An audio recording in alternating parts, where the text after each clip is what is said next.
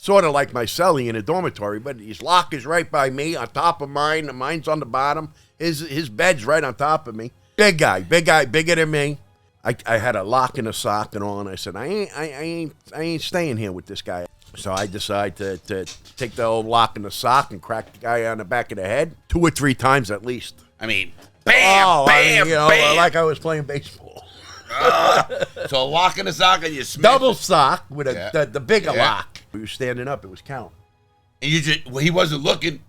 No, of course not. I did it from behind. I love it. He's bigger than me. Yeah. Hey, as I tell the whole audience, guys, but there's no fair fight. I wasn't going to stay there with him, and the case manager wasn't going to move me, so I wanted out. Hey, everybody, Larry Lawton here. I got a great video for you today. It's my brother and I talking about our 3 most violent incidents that we remember firsthand. You're hearing it from 2 convicts. Both guys are over a decade of prison time. Now, before I get started, please like, subscribe, hit that notification button. It helps. We've been getting a little bit pushed by YouTube, but we're doing right. As you can see, even LY has not really been cursing that much. Been trying to watch my P's and Q's, but who knows. So here's the video. Let's start right now. I'm going to give 3, and my brother's going to give 3. And as the guest of the show, Dave. Yeah? Give me 3 of your instances. Now, here's what I wanted to show the audience. You and I did a lot of time together. Matter of fact, one time we took a picture with my friend Paul Tellini and I, and my brother. We had over 50 years of prison time with us. Dave, you and I did a lot of time. We've been to a little. You've been mediums and lows. I've been in mediums and highs and mediums. But you've seen violence, a lot of violence. In fact, I know an incident that you did. But I want you first. Give the story of your first encounter after you got in the joint with violence. Well, the first incident I seen was we were at lunch, and you got online, and there was like a white line and a black line to get into chow hall, so to say. And this was in a medium prison. This is after you left there, after you got transferred out. And there was Norteños. They were on the pound, and they were separated from another group from Sareños. And they got the Norteños got word that there was a Sareño in the shoe ready to come out. Because they had to go through a captain's review before they came out, and they felt somehow they got wind he was coming out today, and when the Sareño came out, and I guess he knew he shouldn't have been there either, but he wasn't going to tell, and he wanted to be a hero or whatever. But when he came out, and it was right around lunchtime, he got online to the chow hall, and 2 or 3 Norteños, then they came up and they started shanking him, stabbing him, and of course, right in front of everybody? Right in front of everybody, right on the chow line. And of course, you know at lunchtime how at Jessup, especially at the booth, how there's a bunch of cops there and all Every that. prison. Well, they came running over right away. They didn't grab the Norteños, but they hit the deuces. You know what I mean? And they locked the prison down, of course, and we didn't even get to eat chow that day. They fed us bologna sandwiches later on. Don't even know what happened to the Sareño. I don't know if he was dead or what, but you never seen him again. And you never seen those Norteños who did it either.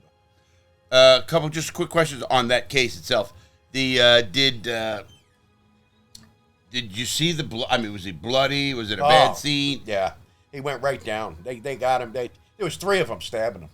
3 Norteños stabbing him, just shanking him. Wow. I mean, kicking him with boots. Of course, they all wear their boots all the time. You know what I mean? In Norteños. That's your first story. I got a bunch of stories, bro. Obviously, I started in the pen, so it's a little bit different. A lot different. But listen, as I tell everybody in this game, no matter where you're at in prison, Respect. Violence can happen, whether you're at a camp, low, medium, or high. In fact, at a supermax, there's less violence because they're segregated. Yeah. They beat the hell out of you, the guards. My first encounter with violence, when I got to Atlanta, USP Atlanta, I was totally blown away by the oldness of the place. The place is built in 1903, so I'm setting the scene. Was Lewisburg or was Atlanta the oldest prison? Well, actually, Leavenworth. Leavenworth yeah. Was the oldest. Lewisburg's way. Atlanta's up there. Atlanta's within months. Yeah. Atlanta and Leavenworth. Lewisburg's 1934. Atlanta's 1903. Yeah. And Lewisburg, actually, I think Atlanta had started the first, and then the inmates came into Leavenworth first. It's very close. It's one of those. So, I'm going to give you my first incident when I walked into Atlanta Penitentiary. And I got there, and it was in the beginning of... the first one was in December, because I got there in a year after I was arrested. I was about to say, I literally got there like that year, 97. I got there into Atlanta, and it's Christmas time. And, back in my day, you used to take a phone call. They had no cell phones. Let me get that straight. They had very, very few cell phones. And if you got caught with a cell phone, it's an escape charge. It's not a joke. It's an escape charge. And they will charge you. Anyway, so you had a phone, and every 15 minutes, the phone would shut off, but you could call back. That's the automated system. And the person on the civilian side would have to hit the number 5 to accept the call, or 7 to reject the call. Well, here it is. Very rarely, we had 4 phones on the unit, 2 in the back and 2 in the front. And I'm curious that you're saying this, but when I came in prison, you could never make 2 phone calls back to back like that. Yeah, because you came in 6 years after me. Right. But in the beginning, you could make phone calls. Back to back. You still had 15 minutes. It would shut off, but then hang it up, pick the phone up. But let me get into the violent stage yet. We'll go into that other part. So I'm ready. It's my first Christmas. No, not second Christmas in, but first Christmas at the penitentiary. In prison. Yeah. The other one was in jail. Yeah. So here I am. I'm waiting, I'm still new, so I'm really getting your feet wet. People don't understand this. I was in prison already over a year, and you're not even close to being settled. It takes 2 to 3 years when you're doing a lot of time to literally get settled. Take the world that's outside out of your head and live the world you're in. You have to do that. We both did it. Now, that's a way to survive the right way. That's how a convict will survive as well. So here's what you do. So I get up, and I'm ready to call. It's Christmas morning. Now they open up. Now, back then, we were excited because we had great bags they would give you. They would give you shorts and socks and sneakers and bowls. And I mean, a Christmas bag that was like, wow. It was like people would barter. They'd lock us down, give those bags out. And before you know it, man, it's crazy. So anyway, bro, we get online. And I'm online. I'm all 5-6 people back. And I'm waiting. Okay, I know it's 15 minutes. I don't mind that at all. It's 15 minutes. Each call, and you're thinking like that. Well, there's one black kid. He gets his chair. Now, we had metal chairs in Atlanta. Boy, we made shanks out of those. So we had metal chairs. So the guy takes his chair. And that's common, too, because people will make multiple calls when no one's on the phone. Yeah, if you're not back, if nobody's behind you. Yeah, hang on. Well, there's a line. Well, this dude hangs up. Everybody watching, talking bullshit. Hangs up. Sitting in a chair, back to a line. Picks up the phone, bro. Starts dialing. I saw one guy say, hey, yo. He goes, making another call. Something like that. I couldn't exactly hear the words. Sure enough, one guy, not even the next guy, maybe 1 or 2 ahead of me. I was 5 or 6. He gets out of line. Whoever was watching, I don't know. I don't know the guys that well yet. Right. But I know them. I already got the white boys, the people we hang out with, that kind of stuff. So, sure enough, he goes out and he comes back.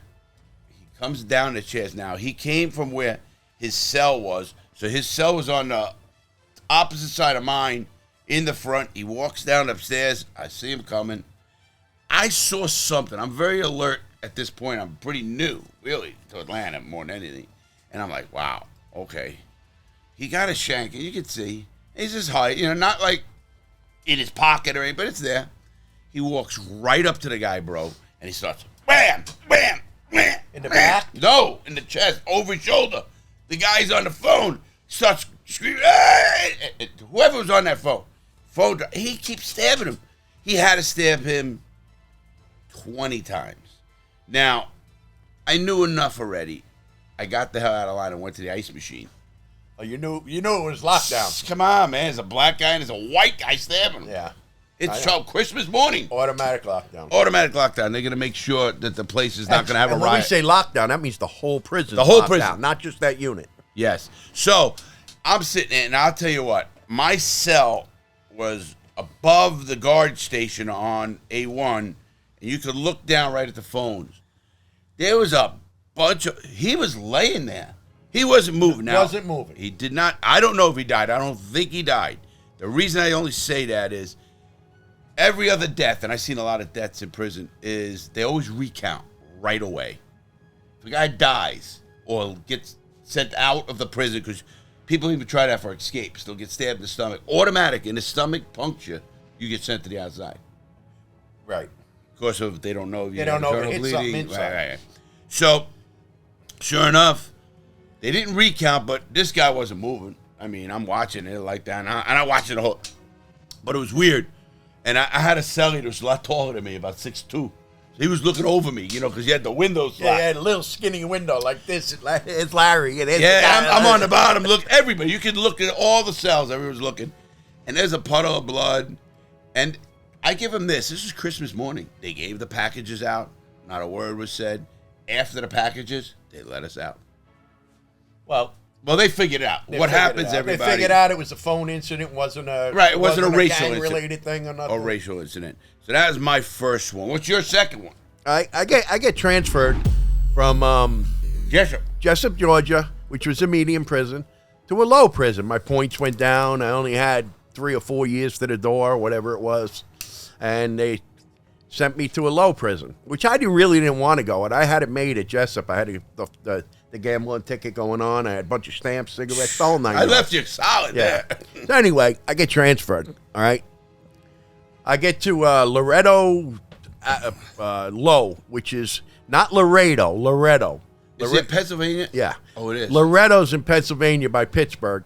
Laredo is in Texas. You know that. Yeah. And that's a low too. So, but I went to Loretto. Okay. Now, for guys who don't know, medium prisons, you got 2-man cells. Lows, there's only a few 2-man cells. There's a few 4-man cells. And then there's dormitory style living, kind of. There's like a 12-man, if you want to call it a cell. It ain't a door where you lock it, but it's a room. It's a little better than living in a dorm, which you've never been in a low. But you've heard about them. So, anyway, I get there. Of course, I go to a, what do they call it, like the dormitory right away. That's where they send you. And they give me this bunk and this shit and that shit. So after I got to know a few people there, and they knew I was a convict, I get to know some people. So now this white guy had a 2-man cell, and his cellie left. So he comes to me, and he was an orderly. So he used to be, in pretty good. But the counselor didn't like me, my case manager. He didn't, case manager or counselor? Case manager. He kind of didn't like me. But I went to him and I requested, I did the request shit and all of that bullshit to move from this dorm to this cell, blah, blah, blah, blah. And the guy looks at me and he sits me in the office. He says, let me tell you something, Lawton. You don't run this prison. You don't tell me where you're going to sleep. I says, your orderly wants me in there, you know what I mean? And this and that. He says, no. He says, you're not staying in there. Well, unbeknownst to me, there's a lot of chomos in low security prisons. And I'm a convict. And I wasn't going to sell. I wasn't going to have a guy. Which I'm talking about the dormitory now. There's bunk beds all throughout. And I'm on the bottom. And my cellie came in. My cellie came in and, where I come from, you know how it is, where we came from. You put your paperwork on your bed and you want to know who you're going to bunk with. I mean, this guy's sort of like my cellie in a dormitory, but his lock is right by me, on top of mine. Mine's on the bottom. His bed's right on top of me. And I found out through one of the guards later on that he was a chomo. Describe a big guy, white guy. Big guy, bigger than me. Well, anyway, white guy, black guy, Spanish guy. A white guy. But when they had lockdown, right? I had a lock in a sock and all, and I said, I ain't staying here with this guy. I says, you know, I just missed it. Are you in a dormitory? Are you in like 12-man unit? yeah, And you don't want to stay with this guy because you're chomo. exactly. And the counselor tells me, you don't make that call. We run this prison. You stay in there. And when I had another cell to go to, you know what I mean?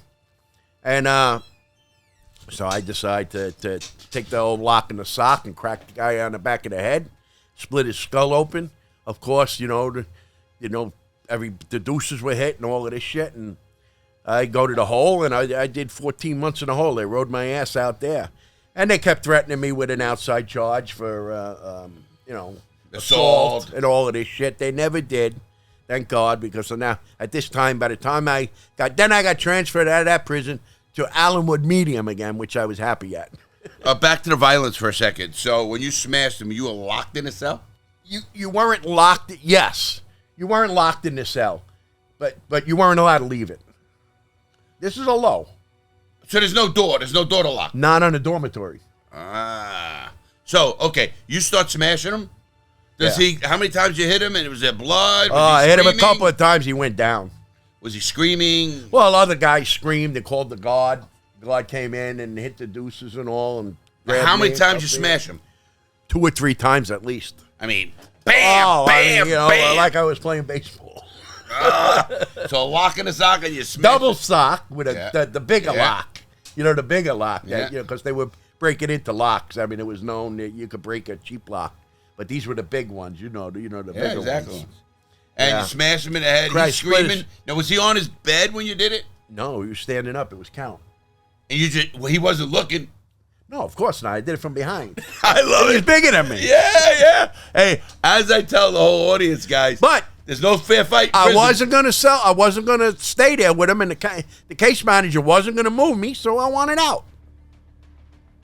So you knew jump you were getting transferred after that? I knew I was getting transferred. I knew they were going to ride me out in the hole. I had all my shit packed up, kind of in order, you know what I mean? I didn't go to commissary and buy a bunch of shit. So you knew it was coming? I knew it was coming. Question for you, another thing on that. When you went to the hole on that one, did you have some guards and guys say, man, we get it, Law. You're cool. Yeah, a couple of cool guards. Yeah. They knew me. Well, I found out he was a chomo from a cool guard. Yeah, that's what happens usually. I mean, we guaranteed me. Again, I'm going to sit here one day. Well, you know the story about how we used to, some guards. Oh, well, you know what I mean? That's another. We're just doing the violent today. Right. But, so you smash him, you're done. He goes, does he get transferred? I don't know. Usually in Pens, the transfer both people. I never seen him after that. I don't even know. No, you won't. He's on a separate I don't even know if he even went to the shoe. He's on a separate tease from me. I know he went to the hospital. Outside hospital, yeah. And do you know that I'm just letting I know he didn't die. Yeah, and you're charged. I'm charged with murder then. But I could also tell you that once that happens, they put what they call a separatiste on you. Yeah. You had no separatises like I didn't. None. Because we had no co-defendants. No, we were convicts. Yeah, and we had no co-defendants. No co-defendants. See, what happens is you get a lot of misinformation from people about what really goes on. But that's your second. Let me give you my second story. And some people have heard it, but it's, there's so many I've seen.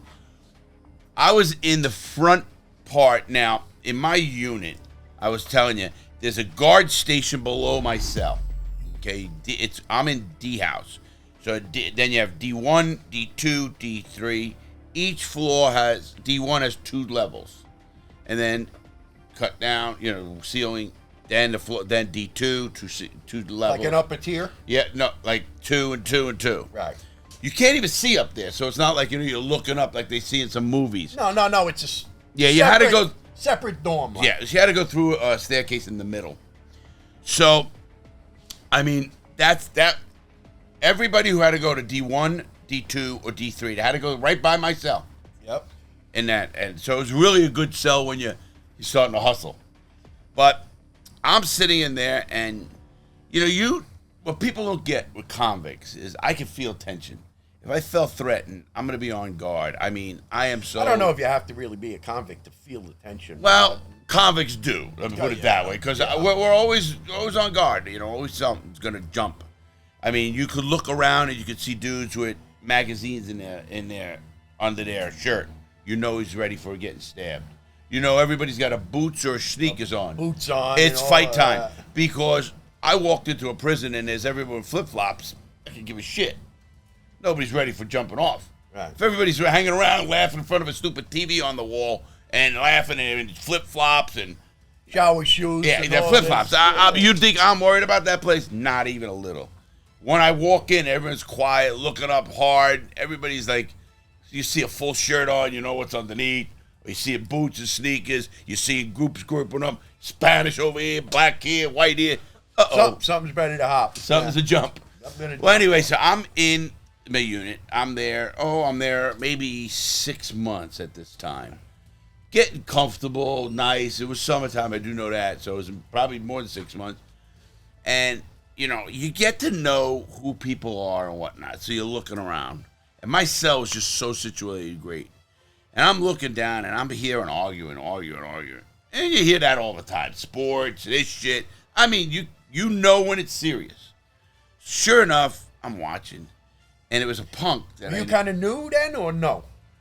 To the prison. About 8 months. Oh, that's not new. No, but it's not.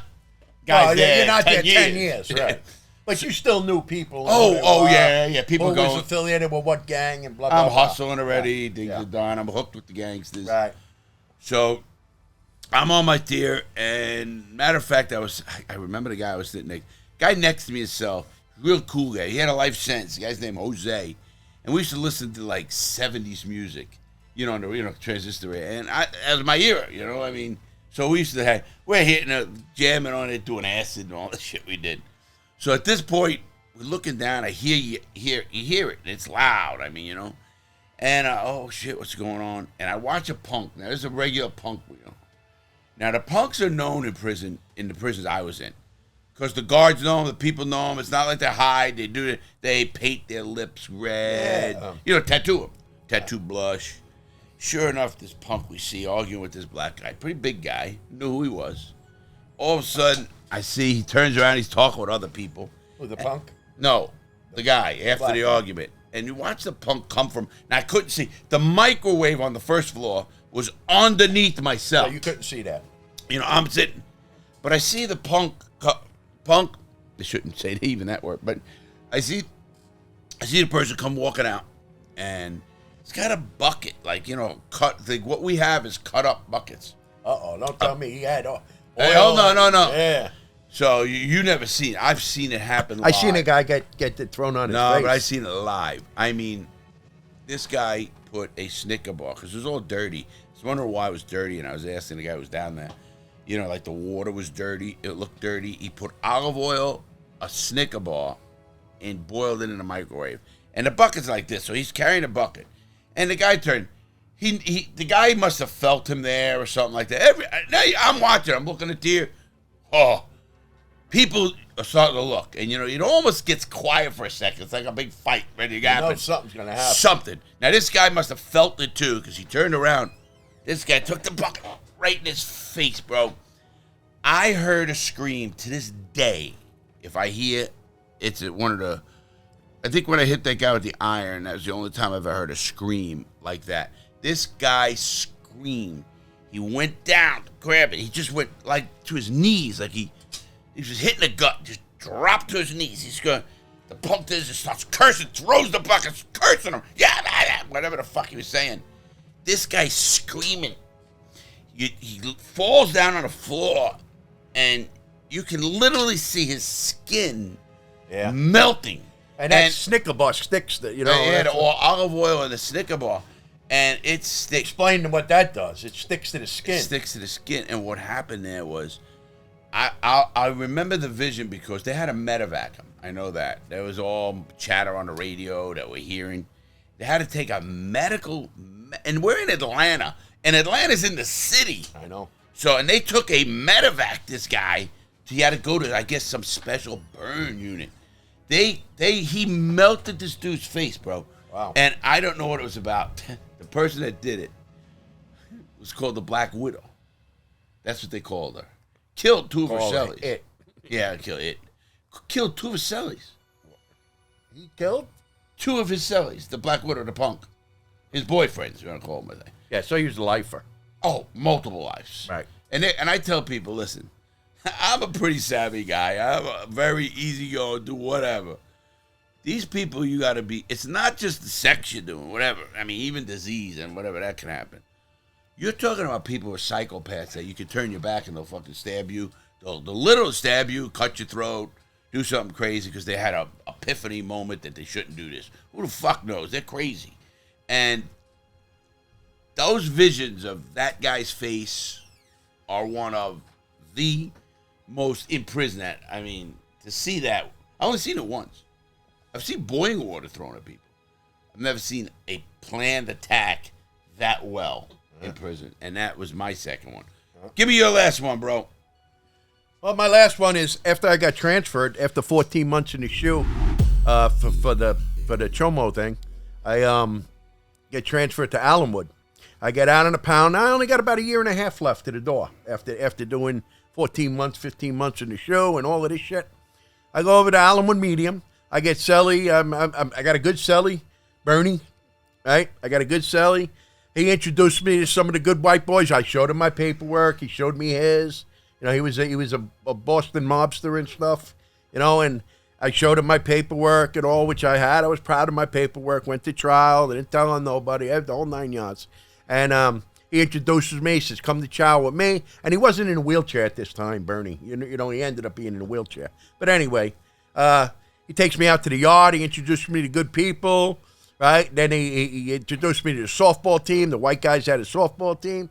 Well, anyway, I was told by one of these white leaders, so-called leaders, you know, says, yeah, that we need you to come to the yard after chow tomorrow night. There's going to be a big beef between the Mexican gang and the white boys. Mm-hmm. Wow. And we go out to the yard. And how many went out? Well, not every white person, but all the good ones did. That many? I mean, was it 50?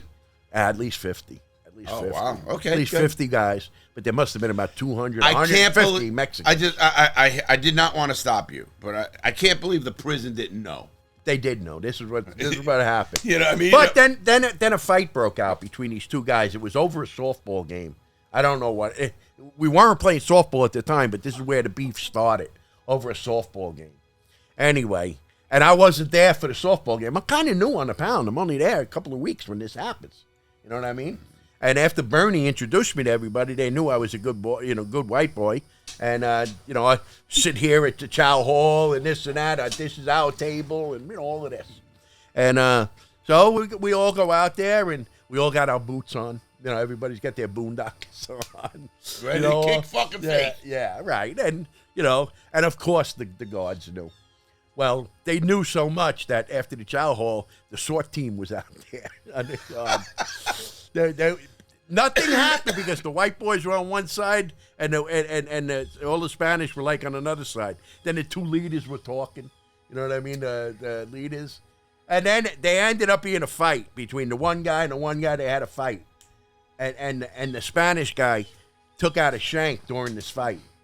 Now the cops are all around there. Of course, when they see the fight, it didn't last very long, but, because they didn't do nothing while they were just talking.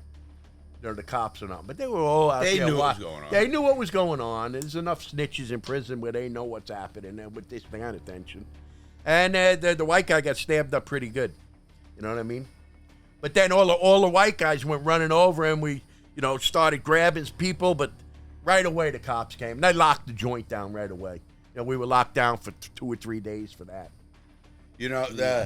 What was the longest you were ever locked down in I was 3 years in the hole. No, not you personally. Oh, the prison. Yeah. Oh, 65 days? I think my longest was about 7 or 8 days. Yeah, they usually don't try, especially in lower securities because they don't have the facility for it. See, in a penitentiary, they lock you in the shower. We have steel... Oh, you mean to take a shower? Yeah, they have steel doors. I mean, just like a cell door. And they will start doing showers. They use once a week, twice, if you're lucky. And I was in there 2.5 months. And it's Atlanta. And Atlanta was so bad when I was there, they had a warden named Willie Scott. And people know him to this day. They call him Big Willie. Willie Yeah. Scott was a troubleshooting warden. Yeah. He would go to prisons. He had power over the region. Yeah. So he would say, I heard of Willie Scott. I've never been in a prison. With that. No, he was in He penitentiary. was all in penitentiary. what happened if there's too many killings and stuff, they bring him in to straighten the place out. Yeah. So what would happen, Dave, is Willie Scott would come and say, he put me in the hole for fucking 2 weeks for telling him I think we can have better food. I want to work in the kitchen. Put Lieutenant, really? No. Guys were messing with me. You know, I mean, my friends were messing with me. I'm new on the yard. And Yeah, he goes, go ahead. Tell him you want better yeah, food. he goes, we've been trying to get good food. You're up in the chow hall. So during the time, Hey, and you had to go in a penitentiary. You had to go up with somebody else. Mediums, you Oh, didn't have because to they do don't that. want you. Right. Mediums, you didn't have to do No, that. but we always, the convicts did it because they don't want someone to say he's up there ratting. Right. So with us, you had to go. So you go when the guy's waiting behind me. And I felt so set up when I got to the hole. And I'll never forget the counselor's name is Farley. Big black, greatest dude in the world, bro. Your He used to let us hide wine in his office when they had inspections. This is the counselor. Yeah. Great guy, man, Farley. So I'll never forget him. So anyway, but that's funny because I go up and say, you know what, I think he goes, really, Lieutenant? I don't know. Farley comes to the friggin' hole. He goes, what happened to you? Yeah. He goes, we were wondering how long it'd take you to get in the hole. It was 2 weeks. Farley said? Yeah, he goes, 2 weeks? How long am I going to be? And he laughed. He was laughing. He knew I was fucking. And he knew what happened. Of course, he knew everything. He's laughing. And he goes, I'll get you out in a couple of weeks. Couple of weeks? I didn't do shit. I'm not kidding you, bro. Boy, talk about introduction. What kind of... Did you have to go in front of the, when you go to the shoot? No, they threw it out. Oh, okay. It was, I didn't get a shot. Right. I was thrown in the hole. You just got a lesson. The warden said, yeah, okay, come talk to me. Nobody go up in that guy. No one went up to talk to him. The whole chow hall must have been laughing at me. Anyway, let me give you my last. I mean, I really do have so many from out to in, but I'm going to say this one was wild because it's a good friend of mine I want to talk to. I want to bring him on about it. No, Big Ron. Okay. I was in Yazoo, Mississippi. Okay. And now I did not know I was being ridden so hard because of the assault on the guard. Unit manager. With me. Which is, Not with yeah, me, but you were there. When we were together. I did not know it was so much in my jacket. But anyway, I'm really rode hard. Every prison I went to, they literally sent, if you remember this, when I was in Edgefield after the penitentiary. Now, I go back from Jessup to the penitentiary.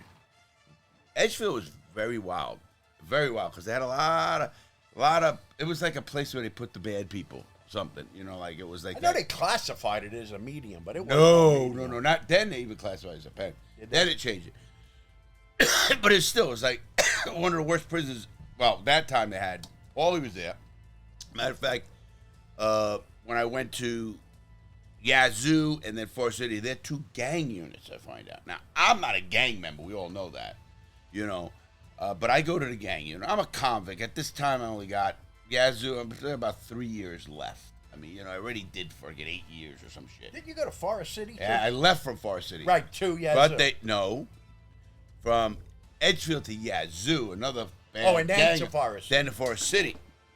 Well, I'm in Yazoo, Mississippi. It's a brand new place. Dave, talk about a gang. They just dumping people from all over the country. And I'll tell you what they did wrong. They put guards, and when I tell you people, these guys were so green. How it worked in this prison is the midnight shift, which is 11 to 7 in the morning. They have the guard, one guard for 2 units. all mediums did that. So this is what happens. So obviously, most of the people there were convicts, and most of the people there from penitentiaries. Right. We're talking Ron, Cup of Pen. And gang members. Gang members in penitentiary, period. I don't know why they thought this was going to be a good place, because you're in the middle of nowhere. So you're in Mississippi, Yazoo, Mississippi. Think what I just said, people. Yazoo, Mississippi. So all of a sudden, the night before, we're drinking. I got to drinking heavy there. I mean, I was off the charts. White Lightning, wine. White Lightning, wine. I would go to every TV room and start fights, bro. I was really crazy. I literally went to the black TV room, called them all names, let's fight. I'm drunk as fuck. They'd say, fuck. And Big Ron, my buddy, you're gonna meet him. And he was my convict. He even did time in Pelican Bay, California. It was one of the bad prisons. So Ron was a convict, and him and I. So I'd go to I went to the white room. You pussy motherfuckers. Stop. Come on. Who wants to fight? I was great. I don't know why I did that. And I just don't know why. It reminded me a lot when we were kids. When you used to like to get hit, just to get hit. You remember Jerry and you keep hitting me. Do you remember that? I remember that. Well, you're getting off subject. Yeah, I am. So let me go to this. So here we are, bro. Night before, we're convicts. Ron and I are hanging out. And at this point, everybody, I'm there 7-8 months. Again, good time. This new place. They know who's the convict. Good place for that. People making wine everywhere, knives everywhere, everything. You see everything. Dave, I'm looking up on the tier, and I see we're all drinking, but you can see when people are drinking. The worst thing you see when people are drinking in a prison like this, you know what's gonna happen. Yeah. So, but you see guys up here grouping up, bro. You see guys up here grouping up, and Ron and I are just sitting there. Matter of fact, Dave, I was smoking a Danable cigar. I still had some Danable cigars in my property for over a year because I was in the hole riding and all that, right? Been riding forever. So I couldn't smoke a Danable, and they were grandfathered in. So, Dave, I'm sitting here, and sure enough, we hear the word tomorrow morning, doors crack. 2 groups are going at it. Did you know what 2 groups they were? Yeah, black and Spanish. Okay. Now, remember, we're white guys. There's not many of us. All right. But we were convicts, and we were known.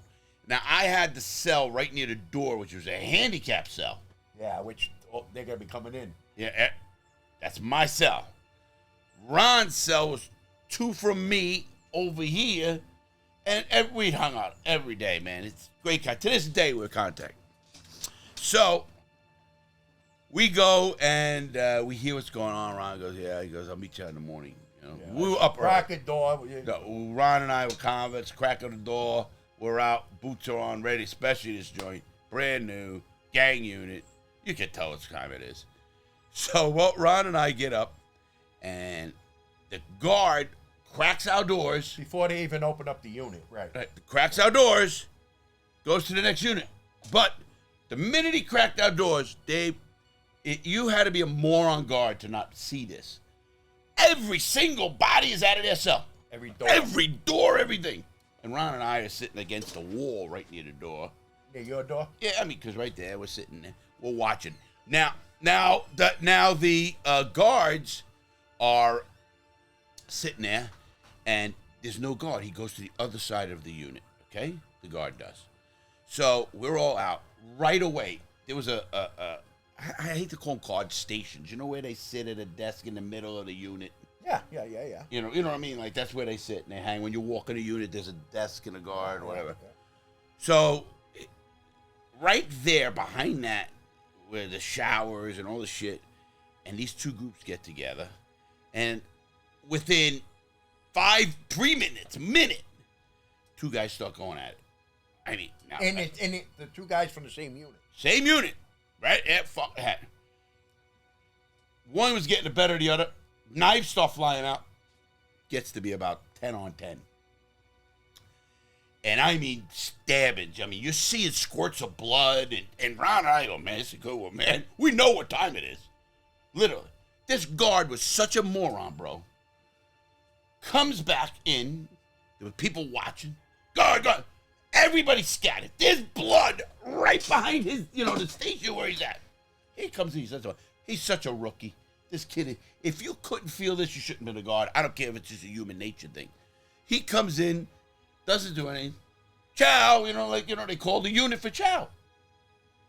It's morning. He doesn't see the blood right when he walks in, and either moron or just wasn't looking there, because he had to look behind the desk. So he came back in the unit. He screamed, chow time, guys, chow time. Like he's a big shot.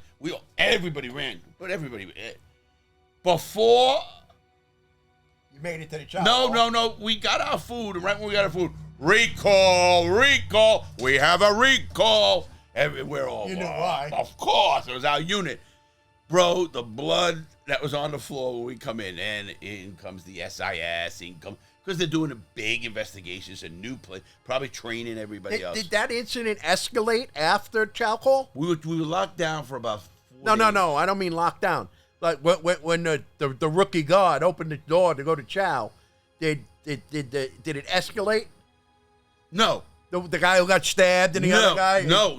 There were a couple of people who never left their cell. It was kind of over then, the incident. It was over, except medical came into the unit. Yeah. When we were back, the medical's still in the unit because the guys were in their cell who got stabbed. They didn't leave to go to chow. Right. They're stabbed. Right. They're trying to fix themselves up. Right. They were stabbed good. Some people were good. And they had armor. It was a waylay. I've seen a lot of shit, deaths and stuff. This was a waylay. I'm like, oh, man. Ron and I are like, man, this is a good one. I mean, you don't see them like that coordinated, that good. And it had to do with a lot of things, obviously, bro. It had to do with the new guards not know what's going on. This is a real new facility. And that's part. And to end that story, I get screwed in that place because I left Edgefield from there. What Edgefield did. You left Edgefield to go to that. Yeah. What Edgefield did, they took my old unit manager at Edgefield. Sent him to Yazoo. Huh? They sent him to Yazoo as SIS. Oh, my God. Guess what happens? He comes on the yard. You go to the hole. 3 weeks he's on the yard. Looks at me. Hey, Lawton. Didn't say nothing. Come to my cell. Lock up. Lock up. What did I do? What did I do? Investigation. I rode me in a hole another damn almost a year and off the fucking Forest City. And it was crazy, huh? Is that crazy? That is crazy. Yep. So that is exactly my 3, your 3. I appreciate you telling them. Yep. I want to come back with you again, bro, and we're going to talk about... We got to do our next... I think our next tape, I don't know how your audience will like this, but I think our next video should be something like the nature of the do's and don'ts in prison, what you should do, what you respect, bumping into somebody, stuff like that. Yeah, we'll make a different what level. A kite is, different words, terminologies. I like that, and I also like the fact that you and I are sitting here from low, medium. We got it all covered except the camp. You ain't never seen a camp, bro. No. You got a gun. I'm never going to see prison again, hopefully. So no, me either. All right, everybody, I love it. I hope you like those three violent stories or that we had from 2 convicts. Please stay safe. Please hit that like, subscribe, notification button, and tell a friend. Post it. Have a great day, everybody, and please be safe.